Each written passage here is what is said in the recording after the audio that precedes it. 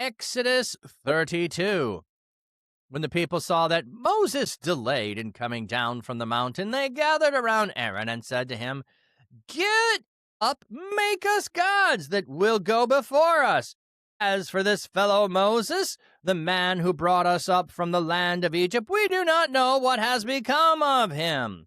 So Aaron said to them, "Break off the golden earrings that are in the ears of your wives, your sons, and your daughters, and bring them to me." So all the people broke off the gold earrings that were in the ears and brought them to Aaron.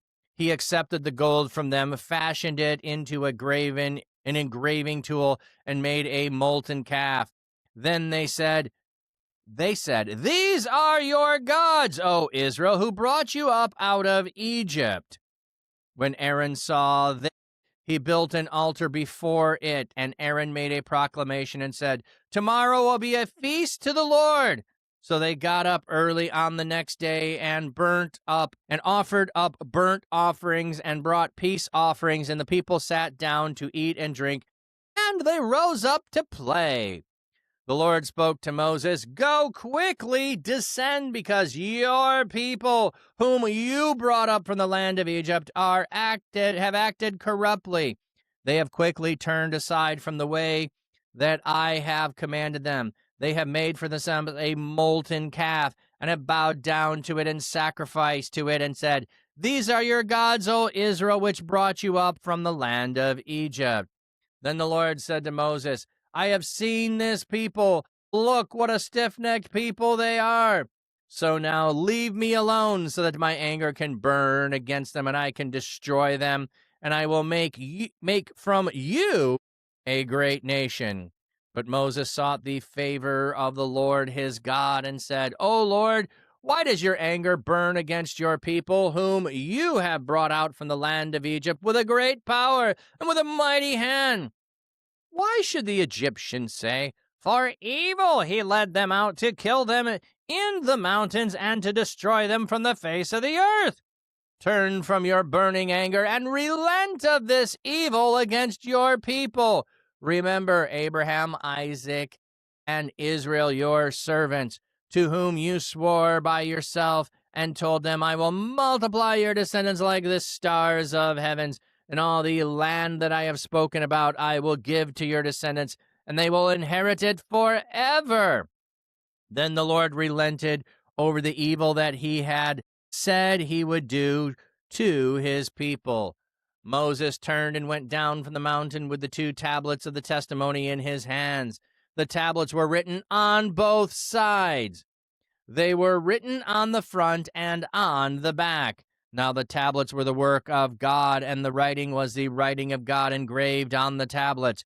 When Joshua heard the noise of the people as they shouted, he said to Moses, 'It is the sound of war in the camp.' Moses said, 'It is not the sound of those who shout for victory, nor is it a sound of those who cry because they are overcome, but the sound of singing I hear.' When he approached the camp, he saw the calf and the dancing.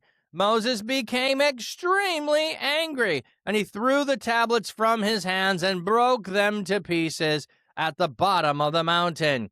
He took the calf they had made and burned it with fire, ground it to a powder, poured it out on the water, and made the Israelites drink it. Moses said to Aaron, 'What did this people do to you that you have brought on them so great a sin?'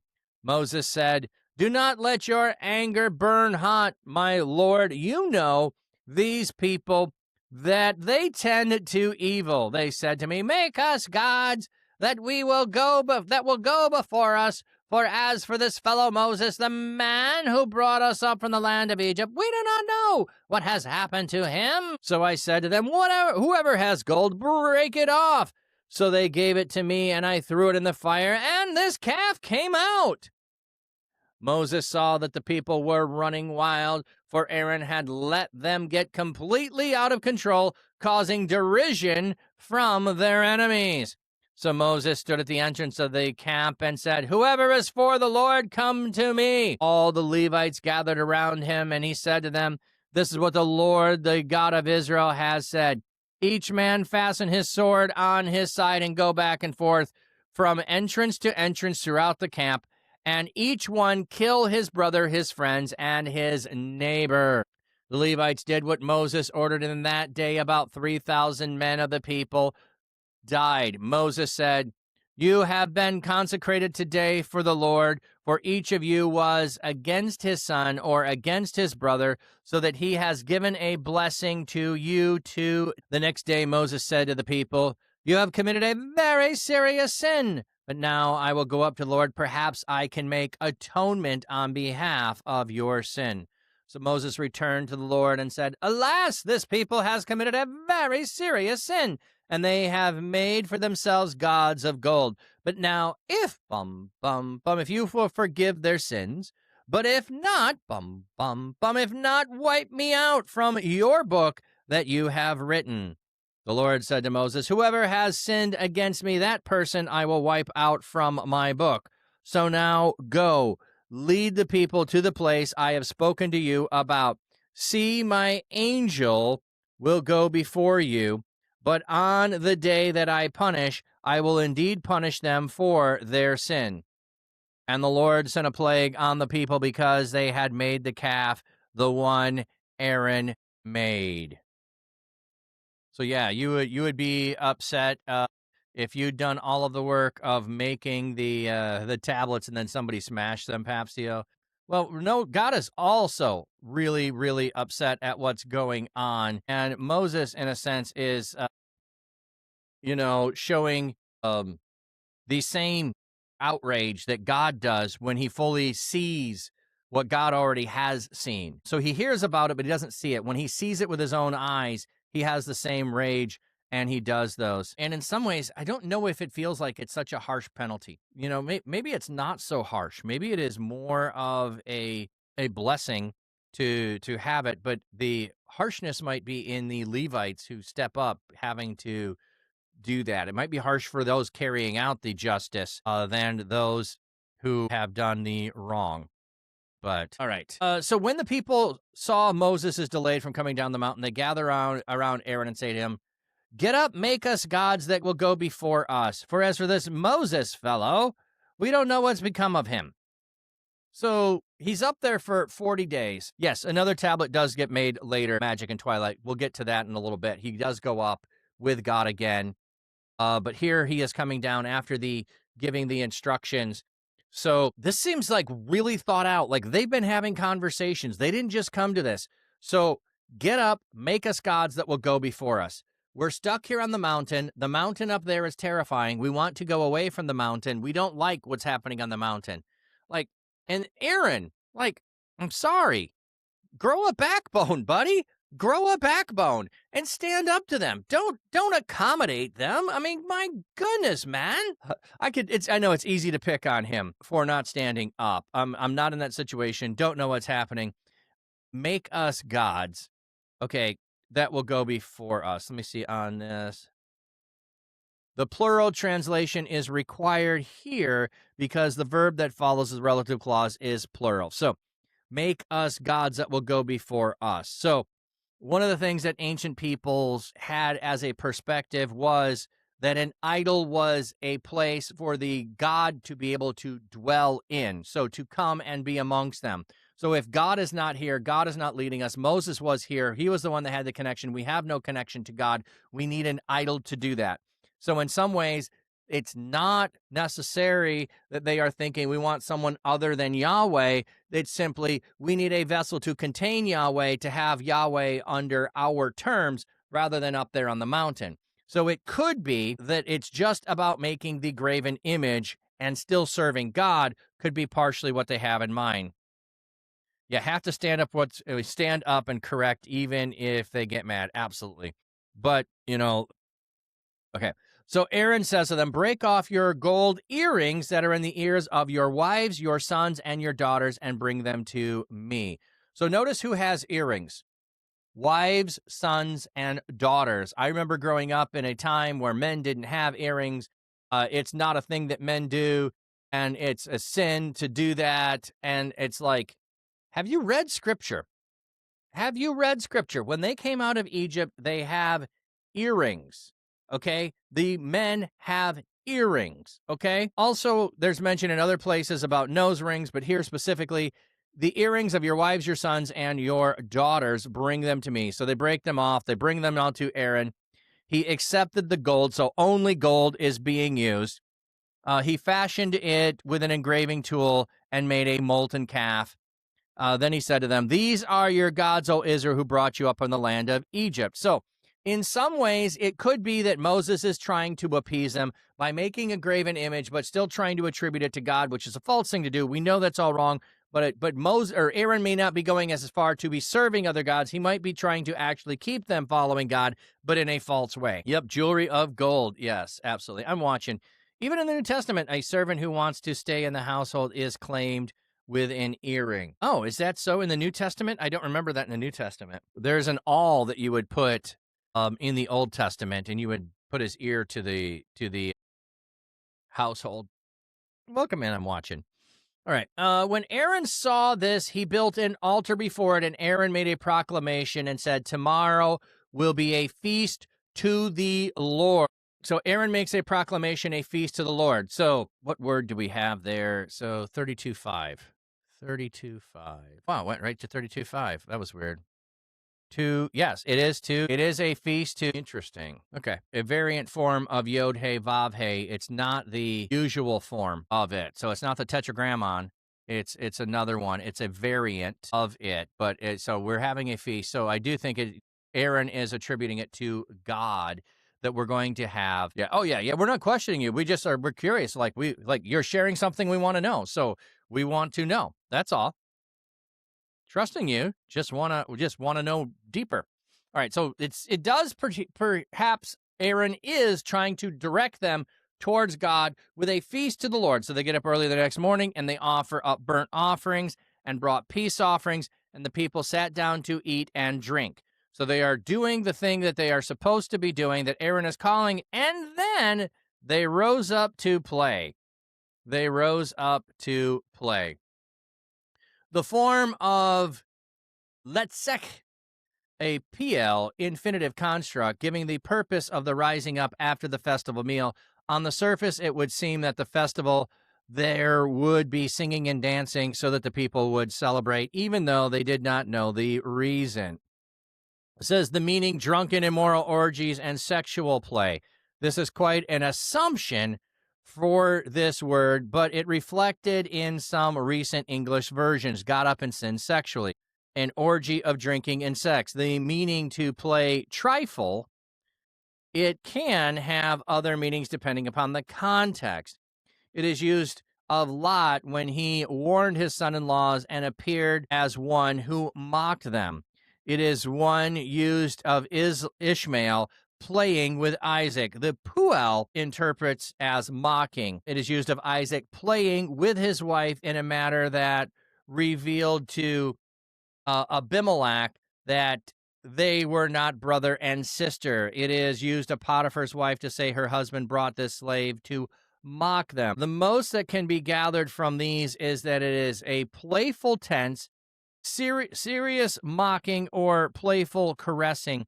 It might fit with wild orgies, but there is no indication from the passage that the word does not mean it. The fact that there were festivals and playing idol before an idol was sufficient. So, yes, the fact they are doing this with an idol and they rose up to play, so they are inhibited or uninhibited in some way, doesn't mean how far they go. They're simply doing things that are not to God.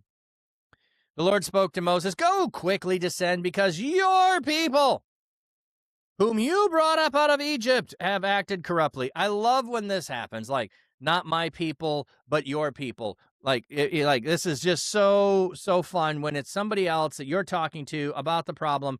It's their kids. It's their people. It's not your kids. It's not my kids. Like, if you, like my wife and I, whenever we, one of the kids was doing something and would say, "Go tell your daughter, go take care of your son," not my son, your son. You're the one taking care of it. You're the one that has to go do it. You're the one that has to make the claim. So here it is, your people, who you brought up out of the land of Egypt, have acted corruptly. They have quickly turned aside from the way that I commanded them. Now, remember, they have all agreed to worship God and serve God only. There was the initial establishment of the covenant already. So it's not like they did not know that they aren't to serve any other gods. They already know that. They already know they're not supposed to make graven images.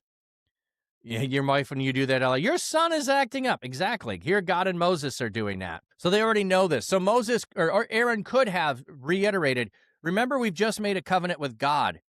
Okay? Give Moses a little time. Okay? I'll go inquire. Like, I just want to appeal to Aaron, but, maybe there's no appeal there. Maybe the people were bent on this and would have done it regardless of Moses, having any participation in it. Okay, so they made for themselves a molten calf and bowed down to it and sacrificed to it.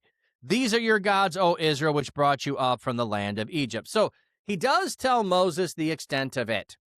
They have made a graven image. They are sacrificing to it. It is not God. God cannot be contained in it. It is an idol. Even if Aaron's intent is to make it a representative of God, it is still sin. He is still wrong. The people may see it as any god and a god, whatever. It doesn't matter. We have something we can see.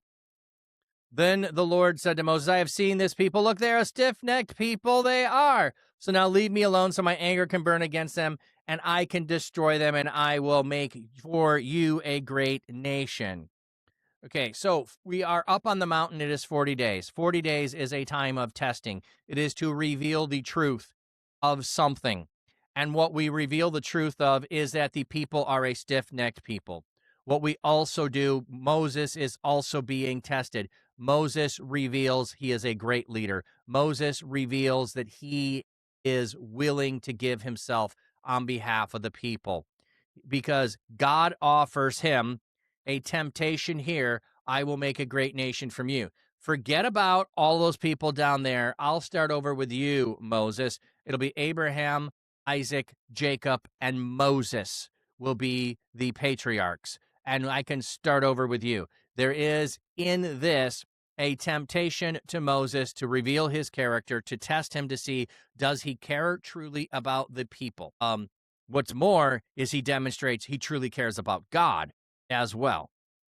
So, but Moses sought the favor of the Lord and said to the Lord, why does your anger burn against your people? See, he's returning it back. It's your people, God. They're not mine. Whom you have brought out of the land of Egypt with a great power and your mighty hand. So he recounts what God has done. Great power and a mighty hand. Why should the Egyptians say, for evil? He led them out to kill them in the mountains and destroy them from the face of the earth. Turn from your burning anger and relent of this evil against your people. Remember Abraham, Isaac, and Israel, your servants, to whom you swore by yourself and told them, I will multiply your descendants like the stars of heavens, and all this land I have spoken about, I will give your descendants, and they will inherit it forever. Here we have God says, leave me alone. I'm going to burn with anger. So burning with anger is allowing it to reach its full capacity. And then he is going to unleash it. So he is going to let it rise, and then he is going to act against the people. He's going to wipe them all out and start over with Moses.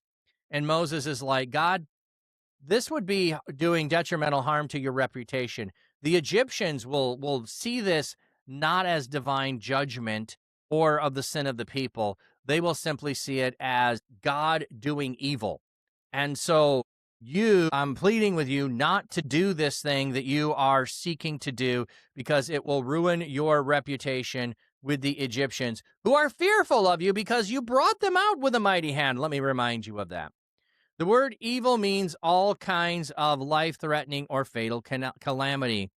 Is that which hinders life, interrupts life, causes pain to life, or destroys the Egyptians would conclude that such a God would have no good intent in taking people in the desert if now he destroyed them.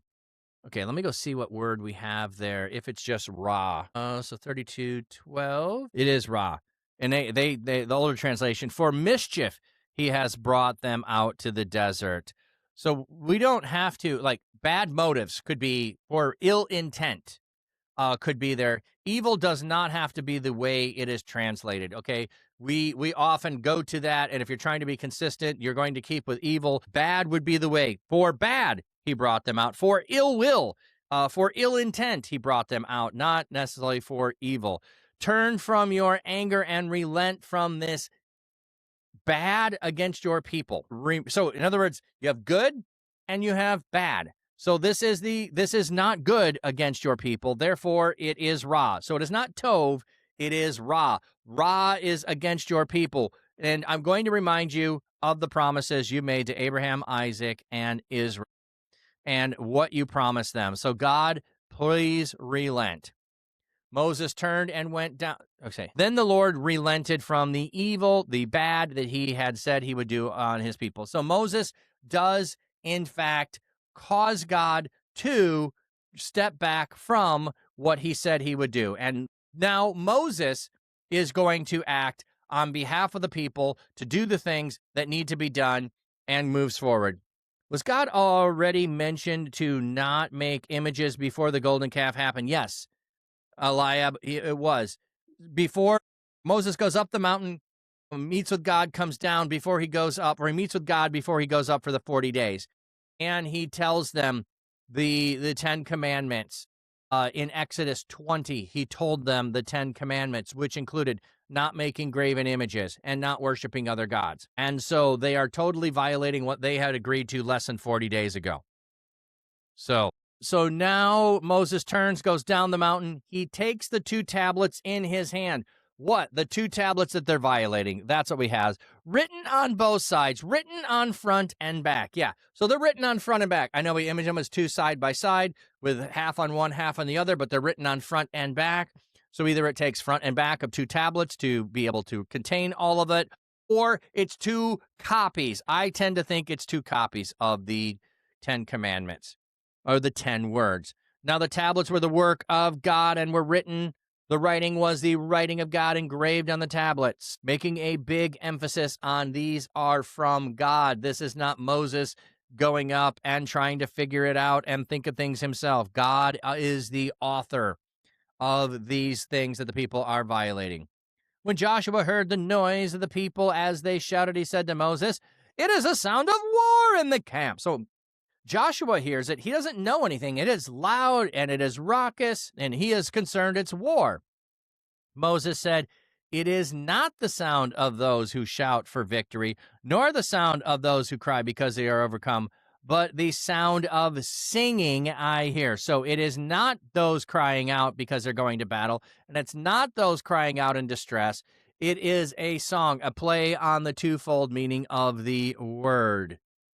Okay. So playing on singing. What is the word? Let me see. What's the other meaning of singing then? I don't know it. You're telling me they're doing a word play, and then you don't tell me what the word play is. So it is an answer. It is to hear. It is to speak.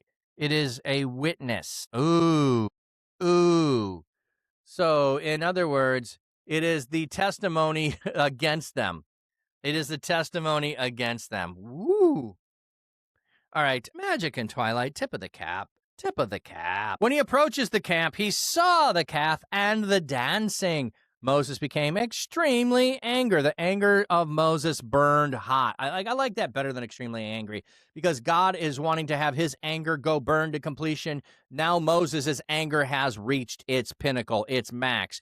He threw the tablets from his hand and broke them to pieces at the bottom of the mountain. He took the calf that they had made and burned it with fire, ground it to a powder, poured it in water, and made the Israelites drink it. Okay, I think this is an overall summary of what he does.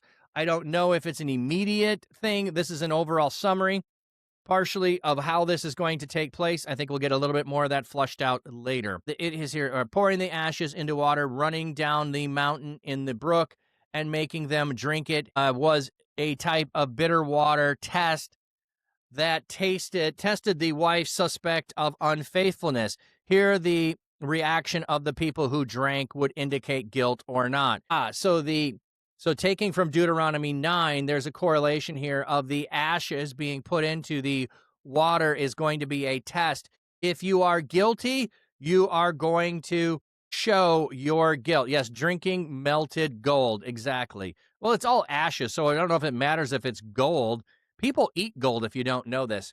They will make cakes and pies and other decorations, and they will have gold foil, very, very thin, so not crunchy, and they will eat it and consume it. So he is testing them. I love that image there of the Deuteronomy 9, of testing them to see who has sinned. So everyone is going to drink. We're going to find out who has sinned. Moses said to Aaron, "What did this people do to you that you have brought on them this great sin?" So Moses sees Aaron as the one who has brought on them the great sin. Why? Either by omitting something he should do or doing something he should not have done. Aaron is the one who was in charge. He is the one to blame because the people did this under his watch. So Moses saying, "What did this people do to you that you did this? What did they do to you that you responded by bringing them to a place of great sin?" Aaron's excuse, okay? "Do not let your anger burn hot, my Lord. You know these people and that they tend to evil." So look at, he is essentially using the words that God used. He is using "my Lord" to refer to, and in some ways, he's almost saying the same thing that Moses said to God, but he is saying it to Moses, who is now the representative of God. You know this people. He's essentially saying that they are this way. "They said to me, 'Make us gods that will go before us. For as for this fellow Moses, the man who brought us out of the land of Egypt, we do not know what has happened to him.' So I said to them, whoever has gold, break it off." So they gave it to me. I threw it in the fire, and this calf came out. Okay, now notice the description earlier did not say that Moses did this or Aaron did this accidentally. It said he did it with skill. He crafted it into the calf. So why would a calf be chosen? Well, calf is one of the images that was in Egypt. It would be familiar to the people. So you would go and use one of those things that is familiar to them to be perhaps the image here. Aaron first tried to blame the people, then he tried to make it sound like a miracle. So in other words, he's trying to make it sound like maybe one of the plagues. Is that what they're saying here? "Whoever has gold, break it off." So they gave it to me. I threw it in the fire, and out came the calf. So it was miraculous, like one of the plagues. I just went through the motions, and it happened to produce this image. Yeah, I'm not buying that, Aaron. Not buying it. But notice the pattern of blame that is very, very similar to Adam blame of Eve. "The woman you gave me, she did this, and this is what happened. So this people you put me in charge of, Moses, they are like this, and this is what they made me do." So he essentially is taking Adam's excuse and reliving Adam's excuse. Blame, don't take responsibility. It's weird, Papsio. I put it in the mold of a calf, and it came out a calf. Okay. Moving on. Moses saw that the people were running wild. Okay, is that the same word that we had for rose up there? The word is difficult to interpret. There does not seem to be enough evidence to justify the KJV's translation of naked. It appears to mean like let loose or lack of restraint. The idea seems that the people have broken loose, were undisciplined, and were completely given over to their desires. Yes. Also, running wild makes sense there then. "For Aaron had let them get completely out of control, causing derision from their enemies." That was the one that struck me as I was reading through here. The last two words of the verse read literally, "For the whispering among those who rose up against them." The foes would have mocked and derided them when they heard that they had abandoned the God who had led them out to Egypt. Oh, that's interesting way of understanding it. So they're completely out of control, causing derision from their enemies. That's how he was taking this to mean. So their enemies are causing them, like they're making fun of them because like you came to worship your God and that's not what you're doing. Oh, you mean the same way that non-Christians constantly deride Christians for their behavior that's not Christ-like? Yeah, Yeah, that would be the same. That would be stuff that happens all the time. When people say and do things that are not Christ-like and justify them in whatever way they want to so they can do them. Yep, pretty much what we got going on here. So Moses stood at the entrance of the camp and said, "Whoever is for the Lord, come to me." All the Levites gathered around him, and he said to them, "This is what the Lord, the God of Israel, has said. Each man fasten his sword to his side and go back and forth from the entrance to entrance throughout the camp, and each one kill his brother, his friend, and his neighbor." So who are they killing? The ones who are still doing these acts, who are continuing to perpetrate them. Now, it already said Moses had made them drink a drink of the ashes. So perhaps they know, because I believe if we read through the Deuteronomy when that happens in the other testing, that their stomach distends and all of that kind of stuff is going to happen for those that are guilty. So maybe there's some of that that's going on. It doesn't matter totally. The Levites are the ones who come and say, "We will do this. We will do this." So Aaron is the one, a Levite, who leads the direction of the bad happening. And now the Levites, who Moses is also a part of, is going to lead to the correction of it. Eliab, how many days or years have passed since the calf incident but they would think that they witnessed the sea? Would just Moses die in the mountain alone? Well, it's 40 days since they saw Moses. So it's 40 days since they saw Moses. I'm trying to remember if it's 2 months or 3 months from the, well, it's got to be at least 3 months, because I think it is 2 months to travel to get to Mount Sinai, or they're there for 2 months and they have an event. So it's just a matter of months. It's simply a matter of months since the splitting of the Red Sea, and it's 40 days since Moses went up the mountain. So we're just months after the coming out of Egypt. So yeah, good point there. It's not like they've had years to forget and not see God work. It's just been a couple of months. All right, so the Levites were ordered about that day. 3,000 men or people died. It says people here. Let me see what they have in the text. I'm probably going to tell us that. Fell. Okay, about 3,000 people died. Moses said, "You have been consecrated today for the Lord, for each of you was against his son or against his brother, or so he has given a blessing to you today." So your hand was filled your hands, and a familiar expression to do with commissioning or devotion. So you were consecrated. The Lord set you apart for this task and give you today blessing. So because of your obedience, you are going to have a blessing. Yeah, you don't know what made them think he would have died on the mountain? Well, they were terrified when he went up the mountain. There was smoke and thunder and lightning up on the mountain. He's been gone for 40 days in a cloud filled with smoke and fire and lightning. Who could survive living in that condition? That would be the thought. So, yeah, they witnessed countless miracles since in Egypt. I know. But yes, they forget very quickly. And before we blame them, we too forget very quickly. The next day, Moses said to the people, "You have committed a very serious sin. But now I will go up to the Lord. Perhaps I can make atonement on behalf of your sin." So he tells them they've sinned. I'm going back up the mountain. The problem, Moses, was you were up the mountain. They didn't trust that you were still alive. Okay, but you still need to go do it. The ones who didn't believe you and didn't follow you, they're the ones who are now dead. Magic and Twilight. Some people still act like that now and have to be reminded what the Bible says. I have to read daily to remember. That's a good point. We do need to have a daily reminder, or repeated reminders, I guess is a better way to say it. The people were to celebrate the Passover feast once a year to remember what God had done. We are going to replay and relive and participate in the Exodus once a year. Here's one reason why. They already knew they were supposed to do that. They already had that part given to them too, but they couldn't even remember that God had done all of that just a few months later.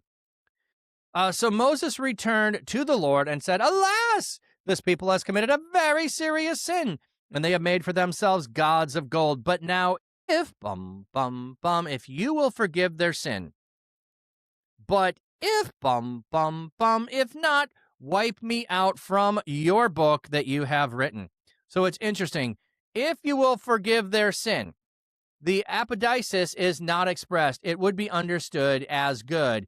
It is not stated because of the intensity of the expression. It is also possible to take the first clause as a desire and not a conditional clause, rendering it, oh, that you would forgive. Well, yes, please forgive them, but if not, that would be another way to say it. Please forgive their sins, but if not, wipe me out from the book that you are written in. So Moses is I say, passing the test here of saying, I am willing to give of myself for the people. I will give my very life for the people. Wipe me out of your book. Wipe me out of the book of life. Wipe me out from before you. I will give of myself so that they can have forgiveness of sins. The book that is referred here should not be interpreted as the New Testament book of life. No, I'm not trying to say the book of life for the New Testament, which is portrayed figuratively as a register of all the names of the saints that are remembered and will inherit in life. Here refers to the names of those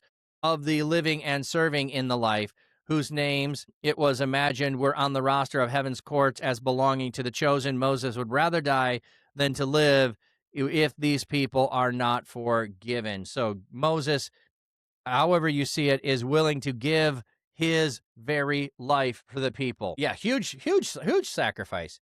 All right. So Moses makes the plea. The Lord said, whoever has sinned against me, that person I will wipe out of my book. So, no, Moses, I will not accept you as a sacrifice or in place of the people. Whoever sinned against me, they are the ones who will be wiped out of my book. They're the ones who are wiped out, not you. I will not accept a substitute for the people who sinned against me. So now go lead the people to the place I have spoken to you about. So in other words, now go lead the people to where I told you to go.